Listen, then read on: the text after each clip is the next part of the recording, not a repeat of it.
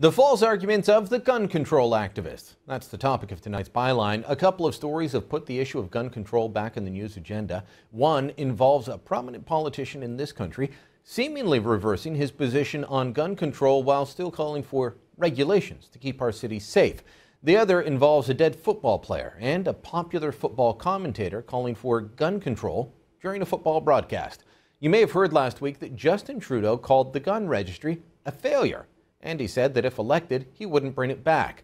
He talked about growing up around guns, even teaching with one slung over his shoulder while leading a class trip through the North. Now that's interesting, coming from a man who recently voted to save the gun registry and who fretted about sniper rifles being legal. Of course, by sniper rifle, he meant hunting rifle. Any rifle can be a sniper rifle if you have a sniper firing it, because a sniper is a person with skill, not a kind of rifle. So Trudeau said he wouldn't bring back the gun registry. Then he said guns in our cities are a problem, or it seemed. He continued on saying, but we will continue to look at ways of keeping our cities safe and making sure that we do address the concerns around domestic violence right across the country in rural as well as urban areas, in which unfortunately guns do play a role.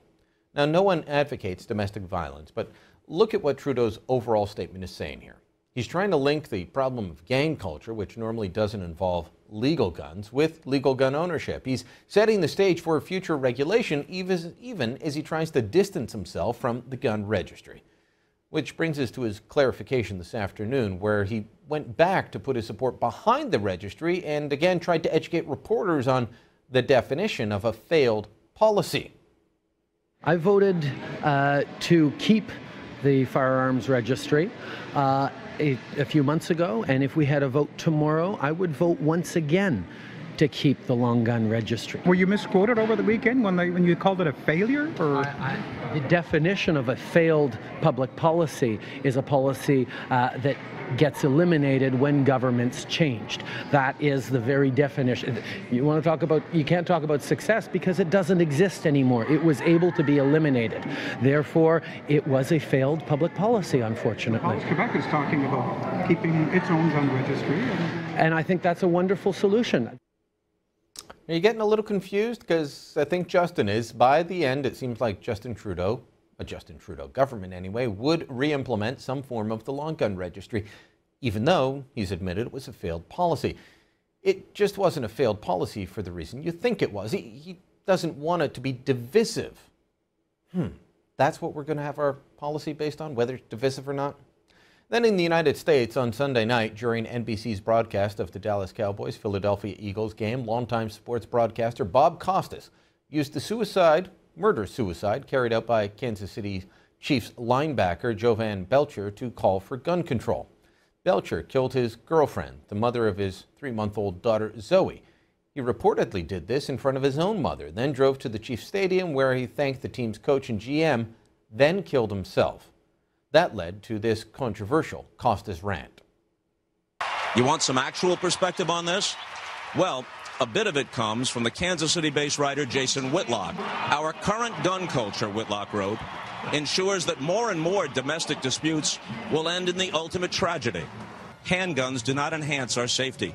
They exacerbate our flaws, tempt us to escalate arguments, and bait us into embracing confrontation rather than avoiding it.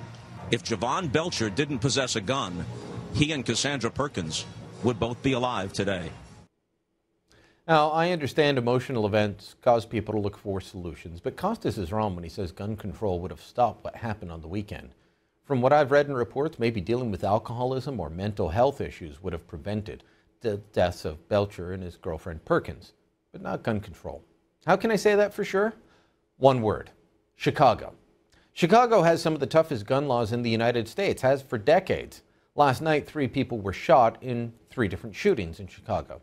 Last I checked, they were still fighting to survive, but had they died, would anyone in the city have noticed? They've had more than 450 murders this year, most of them with handguns.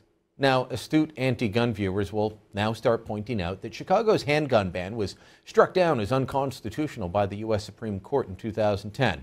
Yeah, that's right. Guns have apparently been easier to get in the last few years. What was the murder rate before that ruling? Well, in 2010, the murder rate had dropped to 435, a low not seen in decades. Chicago's crackdown on guns started in the 70s and handguns were banned in the 80s. All through the 90s, their murder rate was above 600, including a high of 943 in 1994. In Britain, gun crime went up after that country's gun ban came into effect. Our own gun registry didn't help with gangsters and guns. Gun control does not work whenever it's been tried.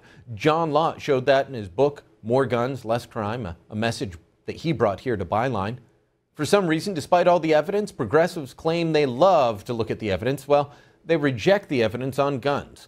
Whether it's Trudeau or Costas, we need to arm ourselves with the facts to prevent progressives from convincing the population that some new wrong-headed scheme will stop the violence. And that's the Byline. Joining me now for further discussion on this is criminal defense lawyer and gun rights advocate Solomon Friedman. And Solomon, you've defended people in court. You've been in court, seen lots of instances with people coming up for gun crimes, I'm sure.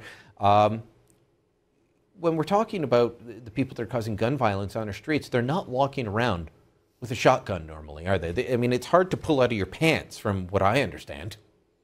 Well, I think whether you're dealing with a law-abiding citizen who owns a long gun or even a handgun, as Canadians legally can do in this country, the point is that those who are really posing a threat to our societies, those who are tearing apart the fabric of security in our cities, are people who never would have qualified for a firearms license in the first place. Of course, those with criminal records, serious criminal records, are precluding from owning any kind of firearm in Canada. And we know, simply by observation and what the statistics tell us, that those gun crimes that are occurring in urban areas by people with gang affiliations are people who have no chance of ever legally entering the system. And of course, all the scrutiny and all the regulation is focused only around one group, those who legally possess firearms. And that's something that needs to change. Okay, so help me understand this then, because I remember speaking with Warren Kinsella just after the Danzig Street shooting in Toronto. That was the community barbecue that was shot up by gangsters. They shot a baby.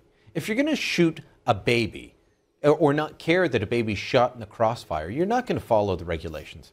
But hoods like that commit an awful crime, and progressives will say, well, that proves we need gun control, so we need to take people like Solomon, who own guns lawfully, and make it more difficult for him. How on earth does that protect us from the thugs that are willing to buy illegal guns and shoot up a community barbecue? Well, I think the answer to that is very simple.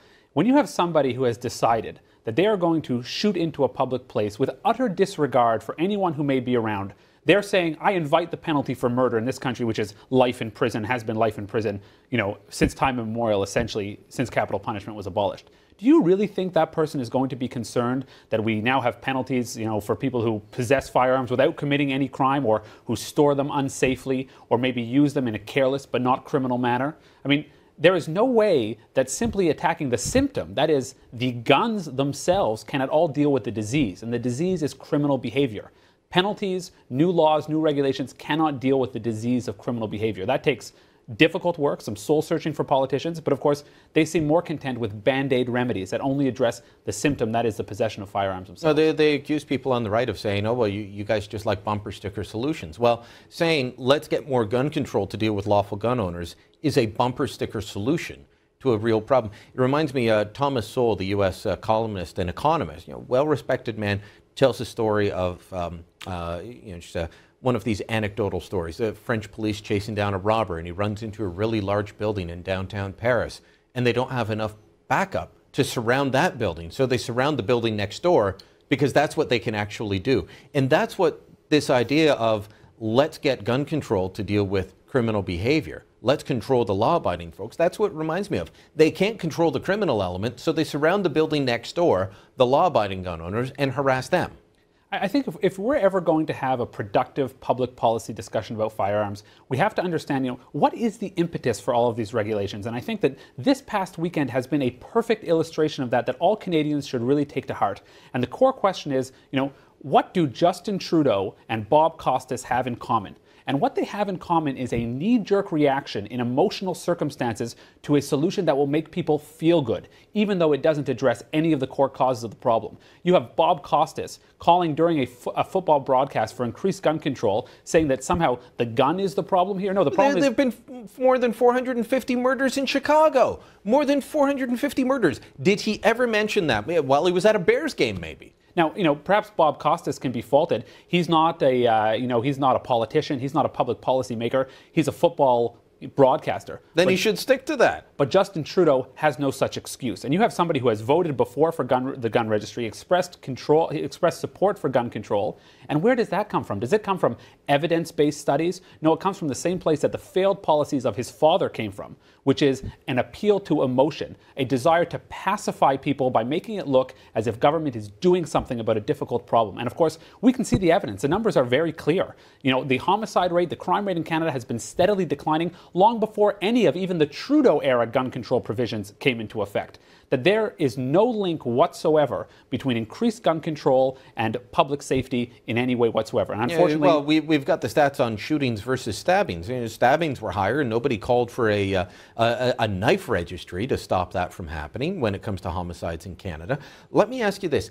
Is part of this driven by the fact that a lot of people are fearful of firearms? That they're unfamiliar, and therefore they're fearful?